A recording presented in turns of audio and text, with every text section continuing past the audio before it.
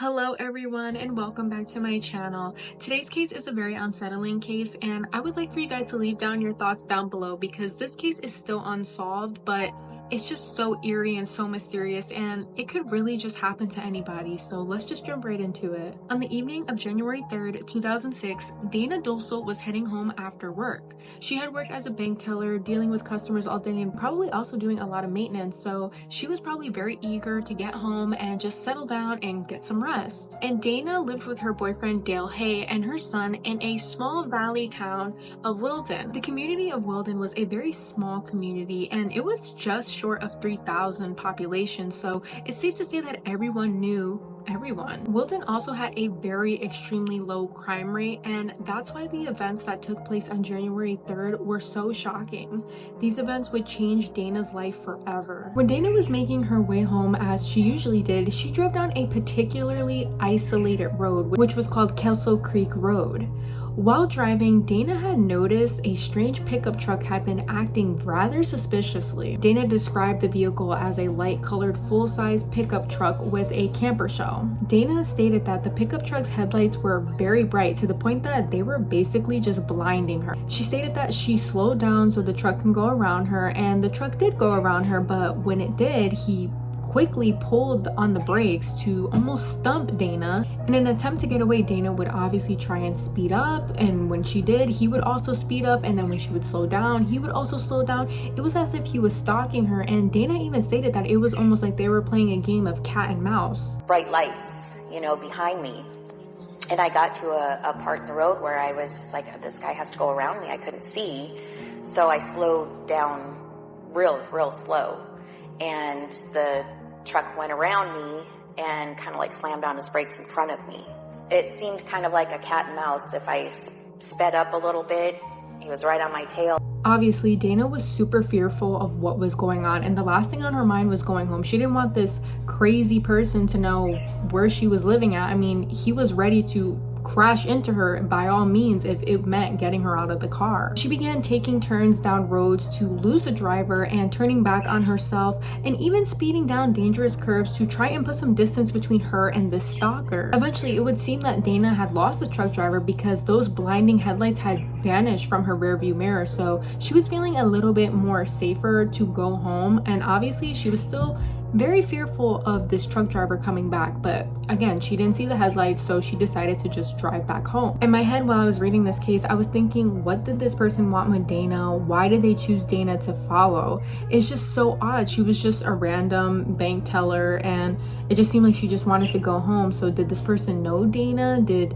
Dana have enemies? Did something happen maybe at the job that we don't know about? This stalker was not done with Dana. As soon as Dana pulled up into her driveway, she spotted a beam of beaming headlights right at the entrance of her street. She obviously thought to herself, this can't be, but it was.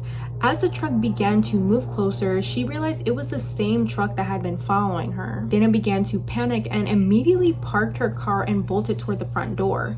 Dana's son, who was 9 years old at the time, heard the arrival of his mom and went to greet her like he always did.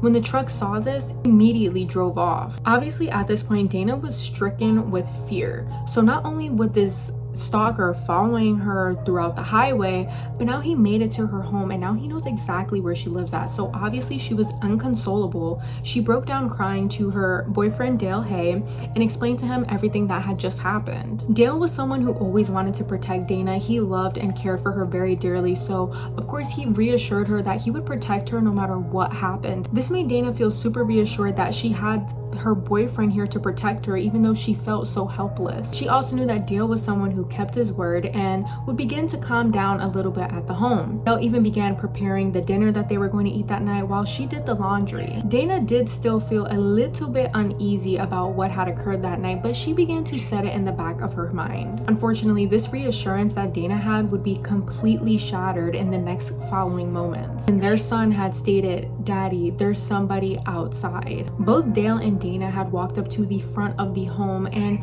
saw the same truck that followed Dana parked facing the house, and it was flashing its lights through the window. This immediately made Dale furious. He had promised to protect Dana and kept true to his word. Dale went outside with such anger that the truck actually sped off as soon as Dale stepped outside.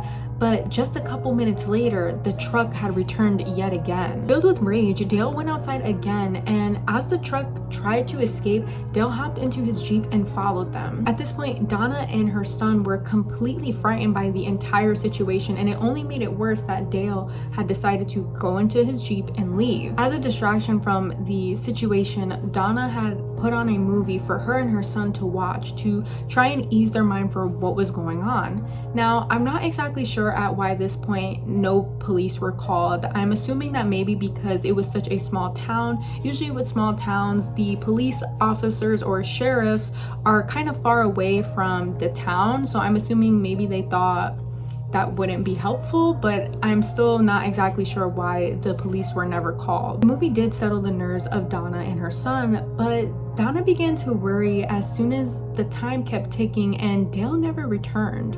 Once the movie ended, she began to be profusely worrying about where Dale was, so she decided to take her and her son and go look for Dale. Donna barely drove a mile before she found Dale's Jeep crashed into a farmer's fence, and when she went to approach the vehicle, Dale was lopsided and he had a singular gunshot wound to the head. He was immediately rushed to the hospital, but sadly, he was pronounced dead on arrival. Given the circumstances of the case, obviously the authorities zeroed in on the person who was driving the truck and following Dana. Figuring out who did this to Dale turned out to be extremely difficult for authorities. Dale was a well-liked person in the community, and him and Dana minded their business and just kept to themselves. They had exactly no known enemies. Nobody wanted to hurt Dana. Nobody wanted to hurt Dale. To add to the mystery of it all, the Weldon town is an extremely isolated place, and the nearest city is about 50 miles away.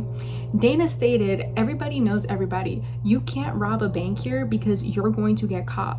She stated, "You can't escape from the valley because you're surrounded by mountains and you have nowhere to go." Well, she used to think that. Many residents think that it was just a random stranger who took the life of Dale. But the truth is, it's most likely somebody that they know, and possibly even one of their neighbors. I like to think that this was just not a random act. I believe that this was premeditated.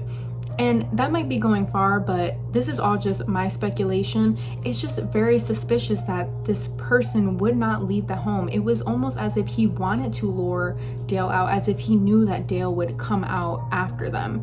It's very, very eerie. That's just my speculation, but I honestly believe that this was a premeditated homicide.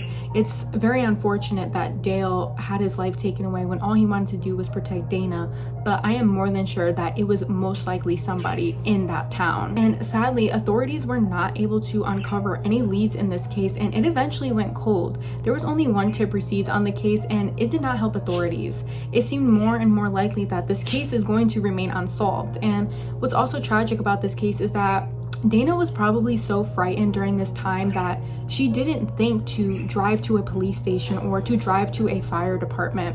During this time, I feel that, and this is to all of you guys who are watching this, if you ever think that somebody is following you very closely while you're driving, please either call 911 or go to the nearest police station or fire station to get them away from you. Never go back home. And again, this is not to blame Dana. She was probably so stricken with fear that she didn't even think. She just wanted to go home and get over and done with. After a long workday, all you're thinking about is going home, and then to have this situation happen, I can only imagine how she felt. And it's just, everything about this case is just so tragic because she lost her boyfriend. She probably lost trust in any cars who are behind her, obviously. Let me know what your thoughts are on this case, guys. Do you guys have any theories? Have you guys heard of this case?